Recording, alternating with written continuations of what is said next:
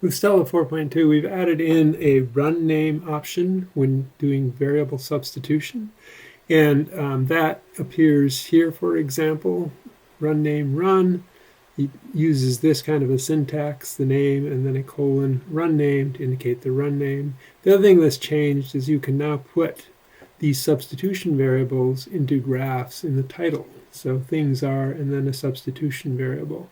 Let me just show you what this looks like when we're working with it. See the run name there. If I were to change the name to other name, you can see that it would change there. If I was to change this slider, you can see the title on the graph is changing. So this gives you a little bit of flexibility. This model covers pretty much every kind of thing that you can do with substitutions, and this one uses placeholders so that you can see the effects of substitution as you change the selection of the placeholder and the selection of elements in the placeholder. So it's actually a pretty good reference if you want to grab it from the link and play with it if you want to think about things you might do with variable substitution and placeholders to some extent.